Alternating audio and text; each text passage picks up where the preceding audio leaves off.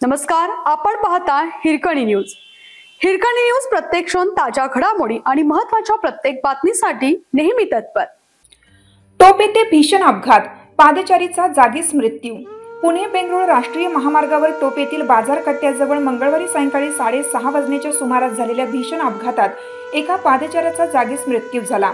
मृत व्यक्तीचे नाव आनंद नामदेव दरेकर व 41 राहणारा विलासनगर पुलाची शिरोली तालुका हातकणंगले असे असून तो आपल्या बहिणीकडे टोप येथे आला होता।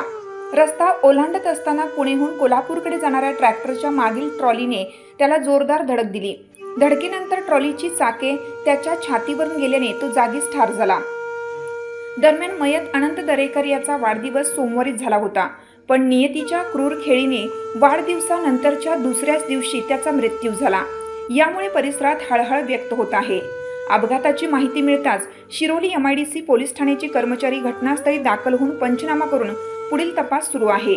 हिरकणी न्यूज करिता राकेश पुजारी, शिरोली पुलाची। आपल्या हिरकणी न्यूज चॅनलला लाईक करा, शेअर करा आणि सबस्क्राइब करायला विसरू नका आणि रहा अपडेट।